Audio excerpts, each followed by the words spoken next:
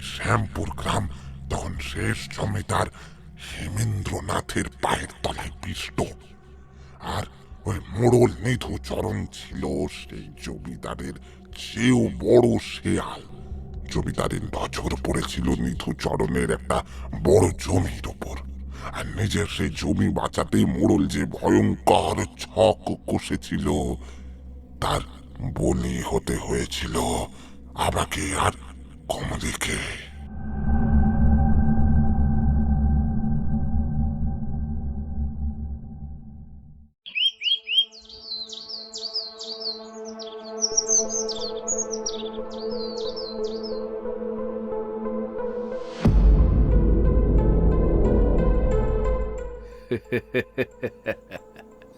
কিরে বটু, খবর কিছু পেলি? ওই জমিদার হেমেন্দ্রনাথ কি আমার জমির এজারা ছাড়বে, নাকি ঘাড় তেড়ামি করেই যাবে? মোড়ল মশাই, জমিদার তো আপনার ওই জমির ইজারা কোনোভাবেই ছাড়তে রাজি নয়। বলেছে ওই জমি নাকি ওর খুব বয়া, আপনি যত টাকাই দিন ও জমি সে ছাড়বে না। ইজারা ছাড়বে না বললেই হলো? ওই জমি আমি কিছুতেই হাতছাড়া হতে দেব না। আমার বাপের আমলের জমি ওটা। ওই হেমেন্দ্রনাথের কোনো না কোনো দুর্বলতা তো থাকবেই, সেটা খুঁজে বের কর বটু। টাকা লাগলে আমি দেব, কিন্তু জমিদারের খুঁত আমার চাই। মোড়ল মশাই, একটা খবর অবশ্য আমি জোগাড় করেছি। ওই হেমেন্দ্রনাথের বড় নেশা হলো নারী। রোজ রাতে তার নতুন নতুন মেয়ে লাগে। আর এটাও খবর পেয়েছি, আমাদের গাঁয়ের ওই চাষি দুলালের বউ কমলির ওপর জমিদারের বেশ কদিন ধরেই কুনজর পড়েছে। বলিস কি, দুলালের বউ কমলির ওপর? বাহ, এবার খেলা জমে যাবে। মোড়ল মশাই, এমন একটা খাঁটি খবর এনে দিলাম, এবার আমার বকশিসটা। বকশিস? তুই তো আমার ডান হাত রে বটু, আর ডান হাত কি কখনো বকশিস চায়? যা, আজ তোকে এক কাপ চা আর এক ফুটো বিস্কুট ফ্রিতে খাওয়ালাম। রামচরণ, একে একটা বিস্কুট দে তোরে।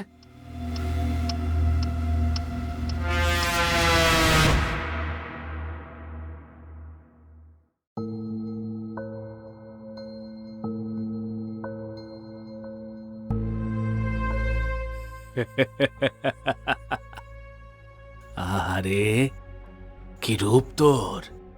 এই ভর দুপুরে কড়া রোদে পড়ে মাঠে কাজ করছিস কেন রে কমলি? তোর এই নরম হাত কি কাদা ঘাঁটার জন্য? চল না আমার বাগান বাড়িতে, তোকে আমি মহারানীর মতো রাখবো। ওই দুলাল চাষা তোকে কি সুখ দেবে, হ্যাঁ? মুখ সামলে কথা বলবেন জমিদার বাবু। আমি গরিব হতে পারি, কিন্তু বিক্রি হয়ে যায়নি। আমার পথ ছাড়ুন, আমার স্বামী এক্ষুনি চলে আসবে। তোর স্বামী এলে কি করবি শুনি? এই হেমেন্দ্রনাথের মুখের ওপরে কথা বলার সাহস এই তল্লাটে কারোর নেই। আয় আয় আমার সাথে। এই যে জমিদার বাবু, খবরদার আমার বউয়ের দিকে আর এক পা এগোবেন না। হাতটা নিজের কাছে রাখুন। তুই এক সামান্য চাষা হয়ে আমাকে শাসাচ্ছিস? তুই জানিস আমি এক কথায় তোকে এই গ্রাম থেকে তাড়িয়ে দিতে পারি। এতদিন ধরে আমার উপর অনেক অত্যাচার করেছেন, খাজনার নামে রক্ত চুষেছেন, কিচ্ছুটি বলিনি। কিন্তু এরপর যদি আর কখনো আমার কমলির দিকে নজর দিয়েছেন, আপনার একদিন কি আমার একদিন লাঠি দিয়ে মাথা ফাটিয়ে দেব। চলে এসো কমলি, আর এক মুহূর্ত এখানে নয়। দুলাল কমলিকে নিয়ে চলে যায়। একটু দূরে দাঁড়িয়ে সব দেখছিল নিধুচরণ আর বটু। বাহ বাহ বটু, সব তো নিজের চোখেই দেখলাম। এবার মোক্ষম উপায় পেয়ে গেছি, এক ঢিলে কেমন করে দুটো পাখি মারতে হয়। এবার দেখ, জমিদারকে আমি রাস্তা করে দেব, আর ফাঁসবে ওই দুলাল। কি করতে হবে মোড়ল মশাই, আপনি শুধু হুকুম করুন। আচ্ছা আজ শুক্রবার না, হাটের দিন। দুলাল তো আজ হাটে যাবে মুরগি আর ডিম বেচতে। যা করার আজ রাতেই করতে হবে।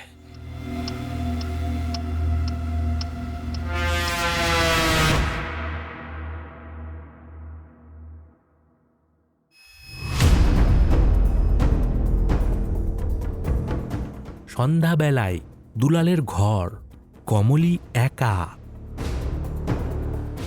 হঠাৎ দরজা ভেঙে 3 জন লোক ঘরে ঢোকে। তাদের মুখ গামছায় বাঁধা। এ কি? আপনারা কারা? এভাবে ঘরের দরজা ভেঙে ঢুকছেন কেন? কি চাই আপনাদের? ঘরে টাকা পয়সা কিচ্ছু নেই।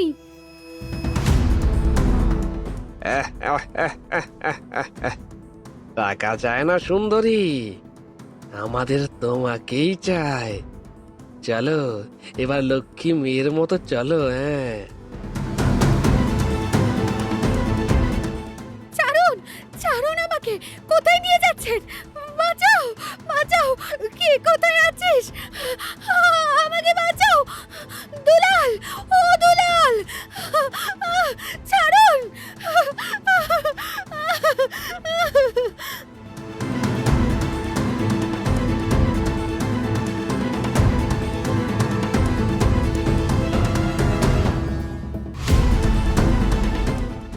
এই তোরা কারা রে? আমার বোন কমলিকে নিয়ে কোথায় যাচ্ছিস? Sir, sir okay. তোদের এত বড় সাহস, দিনের বেলা গ্রাম থেকে ঘরের বউকে তুলে নিয়ে যাচ্ছিস? চুপচাপ এখান থেকে সরে যা সনাতন। তোর বোন এখন জমিদার বাবু হেমেন্দ্রনাথের সম্পত্তি, ওকে ভুলে যা। কোথায় ওই ভিখারি দুলাল আর কোথায় আমাদের জমিদার বাবু? তোর বোন ওর রক্ষিতা হয়ে খুব ভালোই থাকবে, রাজ সুখে থাকবে। এর বাচ্চার দল, আমার বোনকে রক্ষিতা বলছিস? তোদের আমি আজই মেরে ফেলবো। এই লাঠির বাড়ি খেয়ে আজ তোদের জমির বাড়ি যেতে হবে। বড্ড বার বেড়েছে তোর সনাতন। ধর ওকে, লাঠি দিয়ে সোজা মাথায় বাড়ি দে, শেষ করে দে আপদটাকে।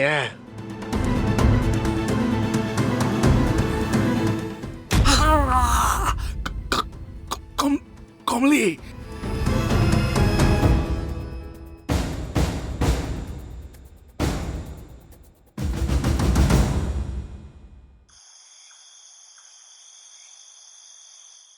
কই গো গিন্নি, কোথায় গেলে? দেখো তোমার জন্য আজকে এনেছি। আজ হাটে জোড়া হাঁসগুলো আর ডিমগুলো বেশ ভালো দামে বিক্রি হলো গো। তোমার জন্য একটা লাল ফিতেও এনেছি। কমলি, এই কমলি, দরজাটা এভাবে হাঁ করে খোলা কেন? কমলি, কোথায় তুমি? ঘরের জিনিসপত্র সব এমন ছড়ানো ছিটানো কেন? চালের হাঁড়িটা উল্টানো, প্রদীপটা মাটিতে পড়ে নিভে আছে। কোথায় খুঁজবো আমি ওকে? আবার তো বুকটা ফেটে যাচ্ছে ভয়ে। কমলি, দুলাল। এ কি সনাতন দা, তোমার এই অবস্থা কে করলো? মাথা থেকে তো রক্ত বেরোচ্ছে, জামাটা পুরো রক্তে ভেসে যাচ্ছে। এখানে বসো তুমি। আমার কথা স্যার, দুলাল তুই তুই জলদি যা। কমলিকে কমলিকে ওরা তুলে নিয়ে গেল। আমি আমি আটকাতে পারলাম না রে ভাই। কমলিকে? কারা কারা নিয়ে গেল আমার কমলিকে? আমাকে নামটা বলো সনাতন দা, আমি তাদের জ্যান্ত পুঁতে ফেলবো। আমি বলছি দুলাল, আমি সব জানি। মোড়ল মশাই, আপনি জানেন কে নিয়েছে আমার কমলিকে? বলুন আমাকে। জমিদার হেমেন্দ্রনাথের লেটেলটা তুলে নিয়ে গেছে তোর বউকে, সোজা ওর বাগান বাড়িতে। আমি বাধা দিতে গেছিলাম রে দুলাল, কিন্তু ওরা আমাকেও কম মার মানেনি। এ আমার বয়স হয়েছে, ওদের সাথে কি আর গায়ের জোরে পারি বল? তুই জলদি যা, জলদি যা দুলাল। জমিদার, ওই জানোয়ারটা আমার বউকে ছুঁয়েছে, আজ ওর রক্ষে নেই। এই কাটারি দিয়ে আজ ওর মাথা আমি নামাবই। আমি চললাম।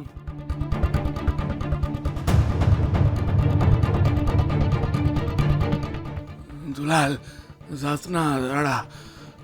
ওড়ালো মশাই মিথ্যে।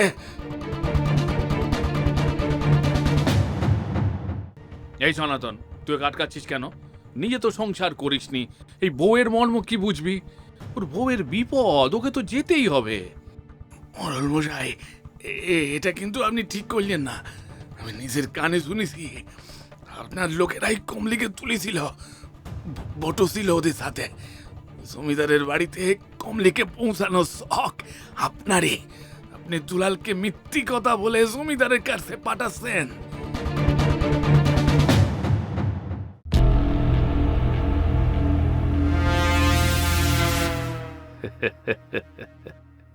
ও, তাহলে তো তুই সব শুনেই ফেলেছিস সনাতন। তুই তো দেখছি বড্ড চালাক।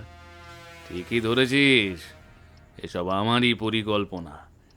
সোজা আঙুলে ঘি না উঠলে আঙুল তো একটু বাঁকাতেই হয়। এই জমিদার আমার জমি গিলতে আসছিল, এবার দুলাল নিজের হাতে জমিদারকে খুনও করবে, আর জমিদারের হাত থেকে আমার জমিও বেঁচে যাবে। কিন্তু দুঃখের বিষয়, তুই আর এসবের কিছুই দেখতে পাবি না।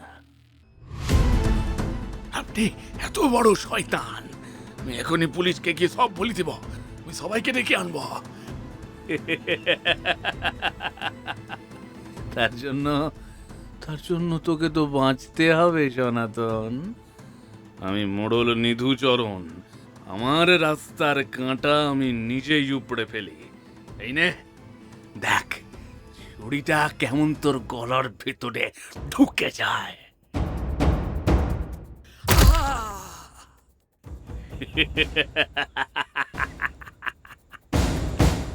গলাটা কেমন কেটে দুভাগ হয়ে গেল দেখলি? ফিনকি দিয়ে রক্ত বেরোচ্ছে। থাক, পড়ে থাক এখানে, তোর আত্মার শান্তি হোক। এবার আমি থানায় যাই, বাকি কাজটা পুলিশের। দুলাল তো ততক্ষণে জমিদারের মাথাটা নামিয়েই দেবে।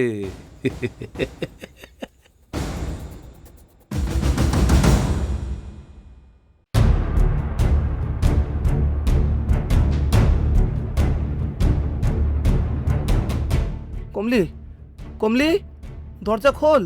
কোথায় তুই? আরে দুলাল, তুই এসেছিস এত রাতে? এই সত্যি সত্যি তোর বউটা দারুণ ছিল রে।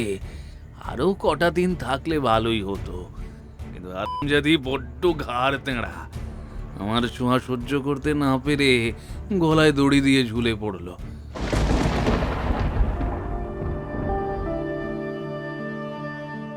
তুই ওই লাশটা নিয়ে যা, পোড়ানোর সব খরচ আমি দিয়ে দেবো। কি কি বললি? কমলি না!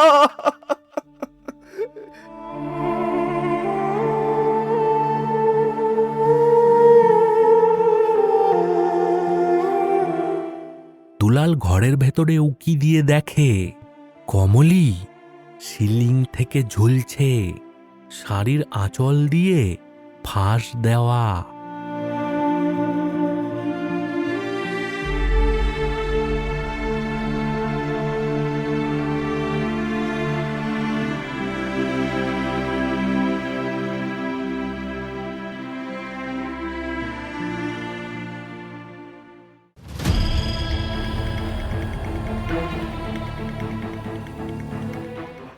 আমার কমলিকে তুই শেষ করে দিলি।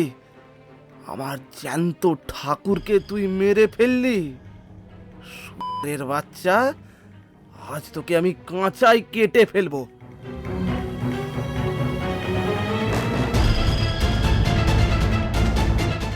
এ কি রে, হাতে ওটা কি? নামা নামা, কাটারিটা নামা বলছি। আমার গায়ে হাত দিলে তোর বংশ নির্বংশ করে দেব। দুলাল এক কোপে জমিদারের গলা নামিয়ে দেয়।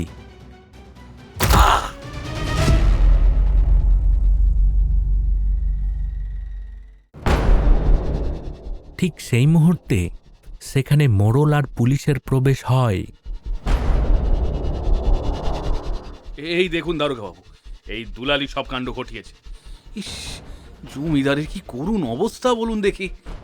এসব কি হচ্ছে এখানে? চারদিকে এত রক্ত, আর ওই মেয়েটা কে ঝুলছে? হুজুর, ওই মেয়েটাই দুলালের বউ কমলি। বড্ড দুশ্চরিত্রা ছিল হুজুর, আর জমিদারের সাথে হাতে নাতে ধরা পড়েছিল, তাই লজ্জায় দড়ি দিয়ে ঝুলে পড়েছে। আর রাগের মাথায় এই অসভ্য দুলাল জমিদার বাবুকে কুপিয়ে মেরেছে। অ্যারেস্ট করে এই খুনিটাকে, হাত করা পড়া ওকে। শুধু তাই নয় হুজুর, এই দুলালের বন্ধু সনাতনও জমিদারের সাথেই যুক্ত ছিল। সেই তো জমিদারকে খবর দিত। এই দুলাল জানতে পেরে নিজের পরম বন্ধু সনাতনকেও গলা কেটে খুন করেছে। আমি নিজের চোখে ওর লাশ দেখে আসছি দুলালের ঘরের মেঝেতে। 3-3টে খুন, এত বড় ডাকাত! চল চল থানায় চল, তোকে তো ফাঁসির কাঠে ঝোলাবো আমি। দুলাল পাথর হয়ে গেছে। চোখের সামনে তার স্ত্রীর এই পরিণতির পর সে একটা কথাও বলতে পারে না, শুধু ফ্যাল ফ্যাল করে মোড়লের দিকে তাকিয়ে থাকে।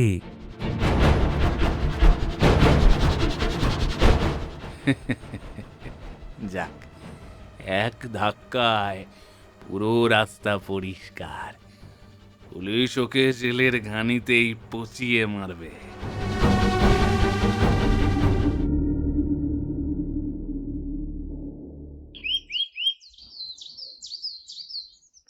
মোড়ল মশাই, একটা দারুণ সুখবর আছে। ওই দুলালটা কাল রাতে জেলের ভেতর নিজের গলায় নিজের দড়ি দিয়ে পটল তুলেছে।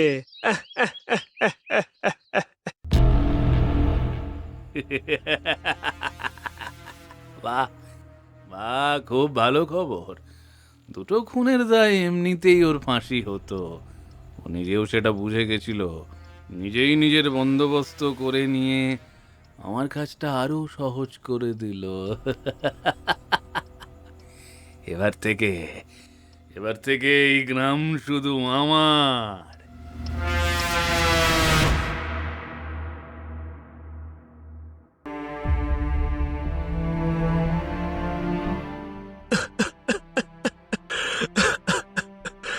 আমাদের আমাদের ক্ষমা করে দাও দুলাল, আমাদের ক্ষমা করে দাও কমলিমা।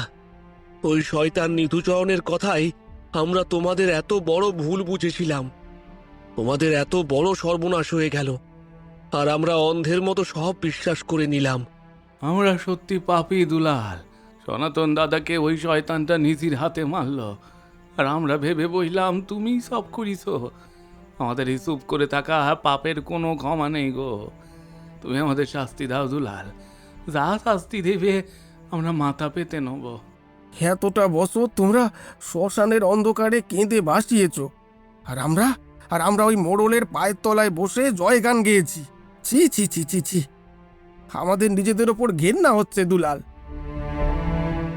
চোখের জল ফেলে আর কি হবে? যা হওয়ার তা তো আগেই হয়ে গেছে। তোদের আমি অনেক আগেই ক্ষমা করে দিয়েছি। তোরা তো বোকা ছিলি। তোদের ওই মোড়ল যা বুঝিয়েছিল তোরা তাই বুঝেছিলি, কিন্তু ওই পাপিষ্ঠ নিধু চরণের পাপের খরা এবার কানায় কানায় পূর্ণ হয়েছে। তুমি ঠিকই বলেছ দুলাল। ওই মোড়ল সারা জীবন তো শয়তানি করেছেই, আর এখন নিজের পাপের ভারে মরে গিয়ে দানো হয়ে এই গ্রাম ধ্বংস করতে চাইছে। কিন্তু ওকে তো আটকাতে হবে। হ্যাঁ গুণিন মশাই, ওর পাপের শাস্তি তো ওকে পেতেই হবে। ও ভেবেছিল জেলের ভেতর আমার মরা মুখ দেখে ও জিতে গেছে, কিন্তু ও জানে না আমার আর কমলির দীর্ঘশ্বাস ওকে দানও করে ছেড়েছে। কিন্তু কিন্তু আমরা এখন কি করব দুলাল? ওই দানকে কে আটকাবে? আমরা তো সাধারণ মানুষ। ওর গায়ে তো অসুরের বল। বলাইয়ের মুন্ডুটা কেমন এক টানে ছিঁড়ে নিল কাল রাতে। আমাদের তো চোখের পলকে কাঁচাই চিবিয়ে খাবে। দুলাল, তুমি তো অপদেবতা নও, তুমি তো এক প্রতিশোধের আগুন। এই শয়তান দানকে একমাত্র তুমিই পারো আটকাতে। আমরাই আটকাবো ওকে। এই দানুর হাত থেকে ওই গ্রামকে বাঁচানোর জন্যই তো আজ এত বছর ধরে আমরা এই দিনটার অপেক্ষা করে আছি। আজ রাতেই ওই দানুর শেষ দিন। ও আজ বুঝবে একটা সর্বশান্ত মানুষের রাগের আগুন কতটা ভয়ঙ্কর হতে পারে।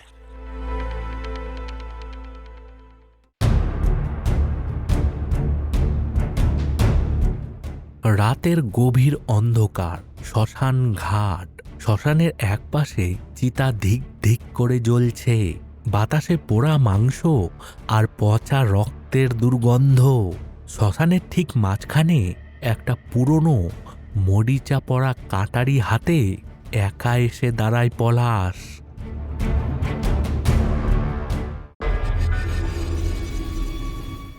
নিধুচরণ, কোথায় লুকিয়ে আছিস তুই শয়তান?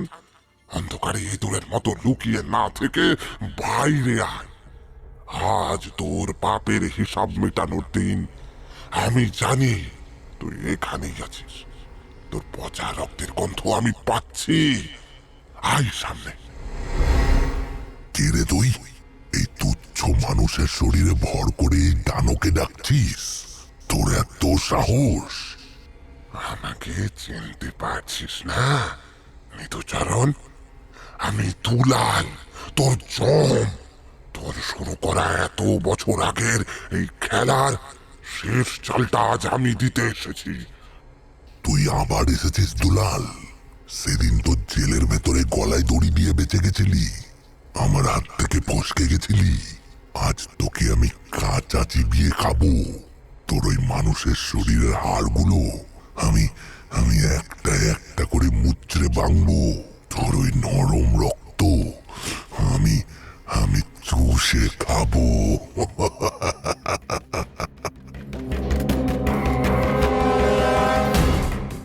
এত বছর ধরে ঠিক এই দিনটার জন্যই অপেক্ষা করছিলাম আমরা নিধুচরণ। সেদিন তুই টাকার লোভে, জমির লোভে আমার সব কেড়ে নিয়েছিলি। আমার বউটাকে জমিদারের বিছানায় পাঠিয়েছিলি। আমার দাদার মতো বন্ধুটাকে গলা কেটেছিলি। আজ তোর শেষ রক্ষা নেই। আজ আমি তোকে টুকরো টুকরো করে ওই চিতায় পোড়াবো। আয় সামনে, যদি তোর সাহস থাকে। এই দানকে তুই ভয় দেখাচ্ছিস? আজ তোর বুকের পাঁজর আমি এক থাবায় উপড়ে দেব। দানো বিকট গর্জন করে তার ধারালো নখ দিয়ে পলাশের বুক চেরার জন্য তেড়ে আসে।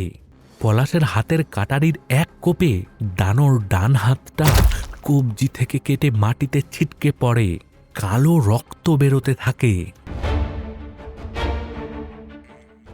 শয়তান, তোর যে হাত দিয়ে তুই আমার কমলিকে ছুঁয়েছিলি, তোর যে হাতের ইশারায় আমার সংসার ছাই হয়ে গিয়েছিল, সেই হাত আজ আমি শরীর থেকে আলাদা করে দিলাম। নে।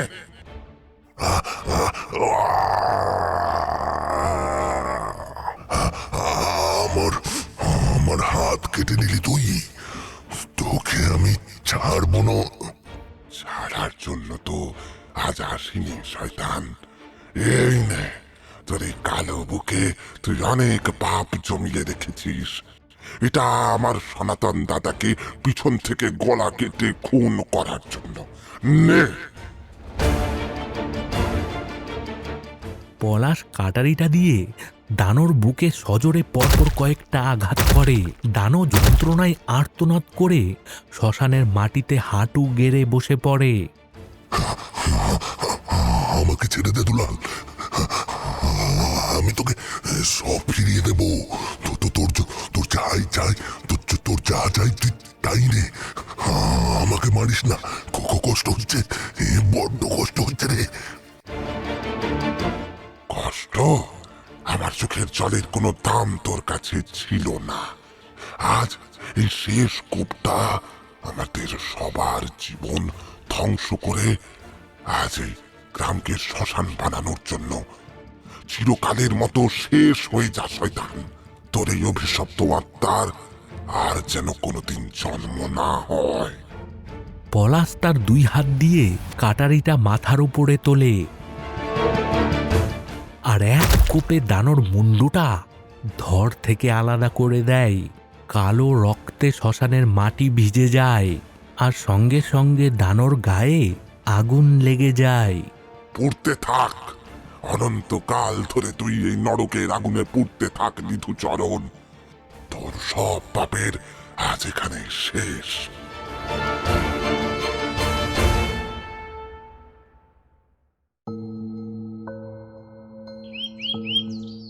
ভোরের আলো ফুটেছে, শ্মশানের পরিবেশ একদম শান্ত। পলাশ জ্ঞান হারিয়ে মাটিতে লুটিয়ে পড়ে আছে। সেখানে ছুটে আসে হরিপদ, ভুবন, শিবনাথ আর গুণিন শিবরাম। পলাশ, পলাশ, চোখ খোল বাবা। ওর চোখে মুখে একটু নদীর জলের ছিটে দাও তাড়াতাড়ি। ভয় নেই, ও ঠিক হয়ে যাবে। ভর কেটে গেছে। আর কোনো ভয় নেই তো গুণিন মশাই? দানু চিরতরে শেষ তো? হ্যাঁ শিবনাথ, আর কোনো ভয় নেই। শয়তানের সম্পূর্ণ বিনাশ হয়েছে। ওই পাপিষ্ঠ মোড়লের আর কোনোদিন ফিরে আসার কোনো উপায় নেই। হঠাৎ তাদের সামনে দুটো উজ্জ্বল অবয়ব ফুটে ওঠে। দুলাল এবং কমলি একে অপরের হাত ধরে হাসি মুখে দাঁড়িয়ে আছে। তাদের মুখে আর কোনো কষ্ট বা রাগ নেই, শুধু এক অদ্ভুত প্রশান্তি। ওই দেখো, দুলাল আর কমলিমা এমন শান্ত আর সুন্দর দেখাচ্ছে ওদের, ঠিক যেন দেবদেবী। আমাদের আর কোনো কষ্ট নেই হরিপদ কাকা। আমাদের মনের সব জ্বালা আজ শান্ত হয়েছে। আজ আমাদের আত্মা সত্যিই মুক্তি পেল। তোমরা সবাই খুব ভালো থেকো। আমাদের এবার যাওয়ার সময় হয়েছে। এই শ্যামপুর গ্রামকে এবার তোমরাই ভালো রেখো। নিজেদের মধ্যে আর কখনো অবিশ্বাস রেখো না। বিদায়। দুজনে হাসি মুখে ভোরের স্নিগ্ধ আলোয় ধীরে ধীরে মিলিয়ে যায়। ঈশ্বর তোমাদের আত্মাকে চির শান্তি দিন। তোমরা আমাদের ক্ষমা করে দিয়ে আমাদের ঋণী করে গেলে। দীর্ঘ জমে থাকা এক কালো অভিশাপের আজ এইভাবেই অবসান হলো। সব পাপ, চক্রান্ত আর মিথ্যার কালিমা চিরতরে মুছে গিয়ে শ্যামপুর গ্রাম ফিরে পেল তার বহু প্রতীক্ষিত শান্তি।